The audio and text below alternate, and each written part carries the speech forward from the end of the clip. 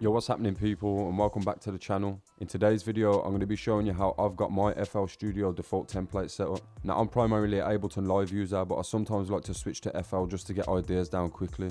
But the workflow for me is a bit different, so I've made this template to make it a bit more simple.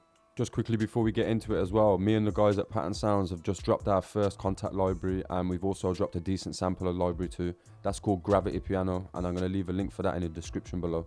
So now with all that said, let me talk you through this default session. So one of the main things that I like about Ableton Live is the way that you can just group tracks, and that essentially creates a bus where you can add effects and it's going to affect all of those tracks. The workflow for that in FL Studio is a little bit different, and you actually have to manually route tracks to each other. So the first thing I'm going to do is set these 4 tracks on the left hand side to be my buses. You can use as many tracks or as little tracks as you like. So I'm just going to use this first one as my melody bus. Track 2 is going to be my drum bus. Track 3 is going to be my effects bus. And track 4 is going to be my pre-master. I like to add a pre-master because I don't really like to stack my master with too many effects, so I have the pre-master there for that. The next thing I'm going to do is just select these tracks and give them all a color.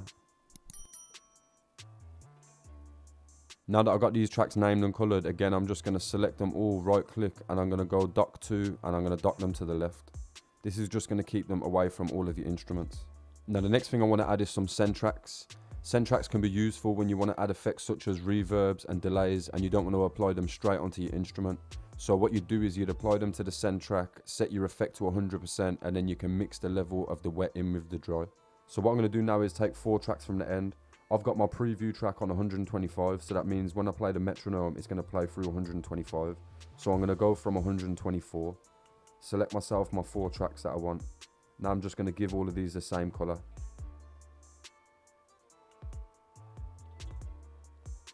Now I like to have a reverb send, a delay send,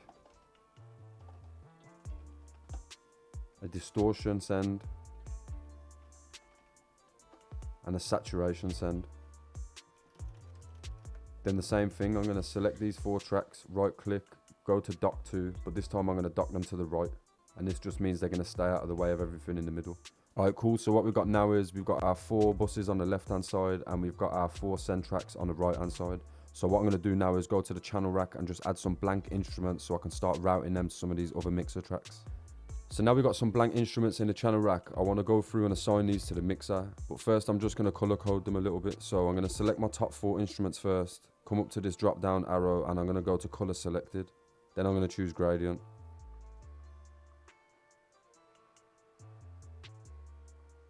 I'm going to do the same for the drums, but I'm going to add a different gradient to them.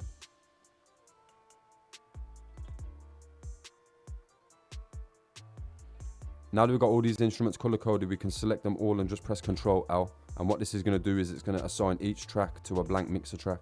So at this point we now have our buses on the left, we have our sends on the right, we have our instrument tracks loaded into the channel rack, and we have all of those tracks then loaded onto the mixer. So the last thing we need to do now is make sure that these tracks are getting sent to the right buses and getting sent to the right send tracks. So like I said earlier, we're going to assume that all of these blue instrument tracks are melodic elements, so we want these routed to the melody bus.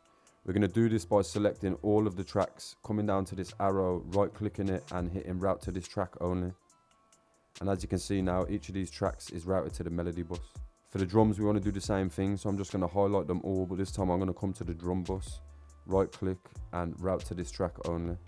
If you've got any extra tracks like effects or vocals, then you just send them to your effects or your vocal bus in the exact same way. So the last thing we want to do now is make sure that all of the tracks are going through the sends. Now I do this for every track in the project because then it saves me having to route tracks when I add new ones later on. So I'm just going to go and select all of them, bearing in mind that my metronome is on number 125, so I'm just going to leave that one out. And then I want to come down here and I'm going to side train to this track,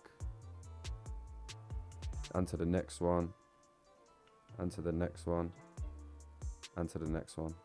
So not only now are these tracks linked up to their relevant buses, but they're also linked up to these send tracks. So if I want to add some reverb or delay onto this, then I'll just come in and turn these knobs down the bottom. Sorry, there is one last thing that I like to do, and I think this is common knowledge by now, but I just always put a soft clipper on the master. So that is going to bring us to the end of today's video.